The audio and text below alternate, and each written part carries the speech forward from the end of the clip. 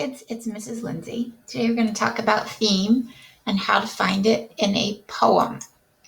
So first of all, we've been working with poems and looking at the different ways to sort of break them apart and think about their meaning. And so theme or finding a theme in a poem is kind of the culminating activity here. What is a theme?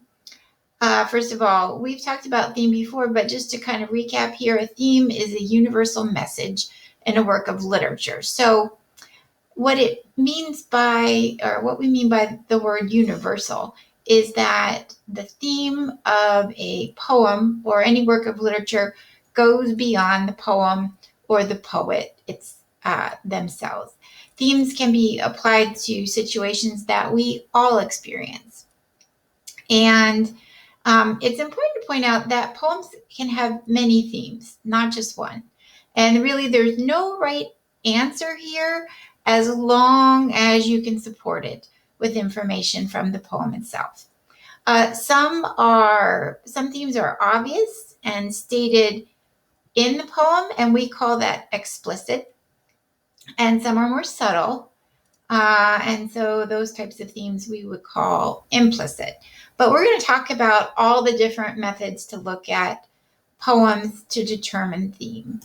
But before we do that, let's talk a little bit about what a theme is not. And really, that's a pretty short list. Theme is not one word. In other words, if we look at the poem A Poison Tree by William Blake, this poem is clearly about revenge. However, revenge is not the theme of the poem. You can use sort of these topics or subject words, kind of things or ideas found inside of a poem as kind of a starting off place when you identify theme, but the one word answer, the one word topic, or the concept that's discussed inside the poem in and of itself is not a theme. Usually we ask ourselves, what is this poem saying about revenge? And that's generally speaking where we get the theme. So let's just cross off the one word just so no one gets confused. And here's a better theme for the poem A Poison Tree. Again, starting with that word revenge, because that's kind of the topic of the poem, but saying, what about revenge? And here we can say that revenge destroys everyone and everything, including the person seeking it. And that we can easily support with information from the poem. So again, we're looking for sort of those universal concepts or ideas that not only apply to the poem, but apply to our lives in general. All right, so how do we find a theme in a poem? You got a couple of options here. The first one is to look for explicit themes. And we've been working with a lot of tools that will help you do that. The first read of a poem generally will sort of help highlight some of those explicit themes. And a good thing to focus on, of course, is our old friend word choice. So let's take a look at the poem A Poison Tree. And again, if I read this particular poem, I did read this particular poem for word choice, these are some words that would stand out to me, either because they had a really strong connotation, either positive or negative, because of their sound, if it was alliteration, similar beginning consonant sounds or assonance, similar vowel sounds, or alliterate. Did I say alliteration? I can't remember. Anyway, or rhyme. So all of those sound words, of course, would be great ones to focus on, as well as connotation. And when I look at the words in the poem, one of the things that also stands out to me is the repetition of certain words. So I can see, based on the words that I've highlighted here, I've got angry is repeated a couple of times. The word foe, which is a synonym for enemy or adversary, that's repeated a few times. And I also have the word wrath. So I thought I would focus on the word wrath because I think out of all of those words, that one in my mind is the strongest. And if I wanted to think about a theme that I could write, what does this poem say about wrath? Again, remember that one word is kind of sort of a jumping off point. I'd have to kind of look at what's happening in the poem, with regard to this word. So wrath, again, is sort of like anger on steroids. And if I look in the first stanza, I was angry with my friend. Okay, I told my wrath did end. So when you get, in an argument with your friend, generally, if you tell your wrath, or if you tell them, your friend, what's bothering you, generally those kinds of situations will resolve themselves. The second two lines, though, in the first stanza tell a different story. I was angry with my foe. I told it not, my wrath did grow. So this is kind of the opposite of those first two lines. And here the speaker of the poem is angry with someone he's not particularly friendly with. He doesn't tell them he's angry. And then, of course, his anger turns into wrath and starts to grow. And so throughout the poem, the anger, the wrath continues to grow until in the last stanza, well, actually the third stanza, there's kind of an event. The wrath has been growing for a while, and we'll talk about the metaphor here, but line 1, 2, 3, lines, what is that? Line 10, till it bore an apple bright. Okay, wrath can't actually produce fruit here, but, we can imply, that some kind of event has happened here. And in the last stanza, last two lines of the poem, fourth stanza, in the morning, glad I see my foe outstretched beneath the tree. So, we're not 100% sure if, the foe has eaten the poison apple and died, or, what's happened here. But this is a poem about wrath, and it doesn't have a very positive ending. So what can I say about that? What kind of a lesson can I take away based on the information on the poem and based on the word wrath that I've identified? Well, how about wrath is a force which should not go unchecked? Could you support that with information in the poem? Well, I think you can. We know that in the first stanza, we've got the fact that, he doesn't take care of his wrath, right? He lets it grow. And by the end of the poem, of course, some kind of unfortunate event has happened. We're not exactly sure what the event is, but his foe is not doing very well by the fourth stanza. So again, when you're looking for theme, one option for you to look for those explicit themes, ones that kind of stand out by just reading the poem once. And again, a great way to do that is to focus on the word choice. Another sort of option one, explicit themes, is to look for what's called statements of theme. And sometimes you get lucky with these, and sometimes you don't. So I didn't really want to make it its own option and think that every poem contains a statement theme, because this one, Poison Tree, doesn't really contain a statement of theme. I had to stretch it a little, which is not a great strategy. I did find some other poems that have this statement of theme, so you should be on the lookout for it. But if we look at lines 3 and 4 and stanza number 1, the speaker says, I was angry with my foe. I told it not. My wrath did grow. So is it a direct statement of theme? Well, not really, because it's specific here to the speaker, but I can use it as a starting point for a pretty decent theme. And again, the concept here is not dealing with your anger, regardless of who you're angry with. And then, of course, it sort of spirals pretty quickly out of control. So I could say a possible theme here is unchecked anger can lead to disaster. And again, can I support that with what is in my poem? Well, absolutely. stanza 1, we've got the unchecked anger, and stanza number 4, we've got some kind of an unfortunate event, not for the speaker himself, but for his foe. Option number 2 is to look at mood for everyone, or if you've also been working with tone in your poetry analysis, some of you have been working with tone as well. Both of these are good options for you. Again, remember, mood is how the poem makes you feel when you read it. And so this is really super subjective. Everybody kind of reads things and feels differently about them. So, just be prepared to kind of have to go back in and kind of figure out what is making you feel a certain way.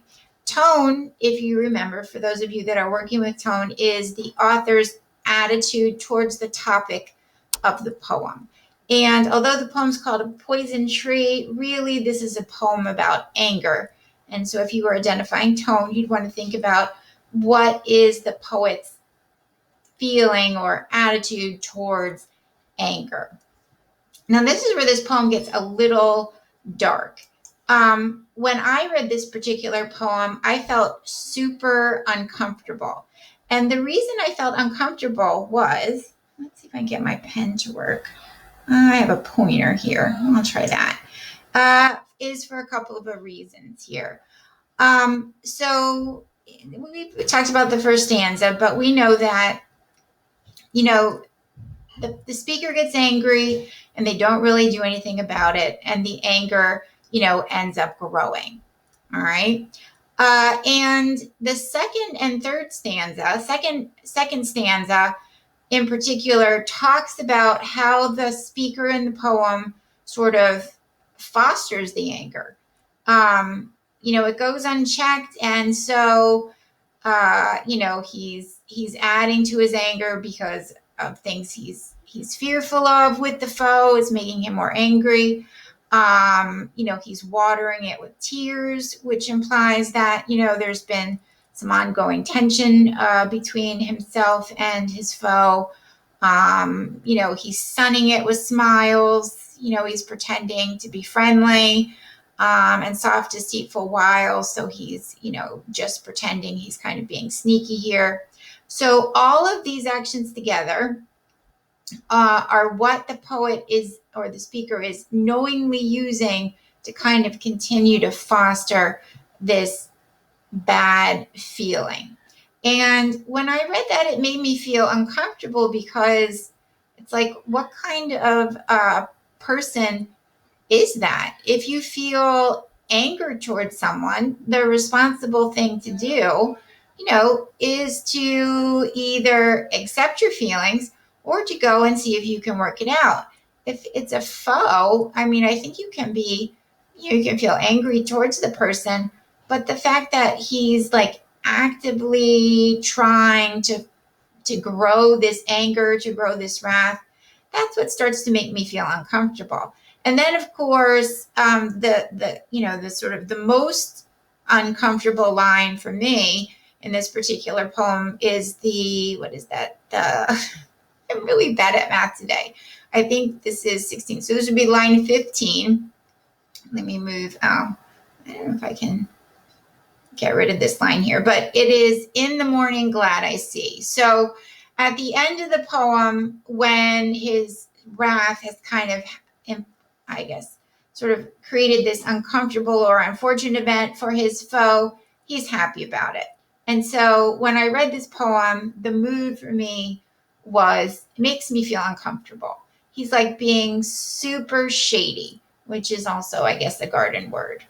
All right. So the next thing, if you're working with tone, when I read this particular poem, I felt like the speaker in the poem was kind of proud. He is talking about all the care he's giving to his anger. Okay, he's watering it, he's sunning it. And then he talks about how it continues to grow both day and night, almost like, his proud parent. talking about how his anger is growing. And then, of course, he's talking about the fruit of his anger, right? It bores an apple bright. And then, of course, the unfortunate event in the last stanza. So I feel like the fact that, again, he's glad, that his anger has kind of, laid out his foe. He's proud of it. And so that's not very good either. Um, so what can you say about a theme of a poem where the mood makes you feel, or made me feel anyway, uncomfortable, and the tone of the speaker is proud?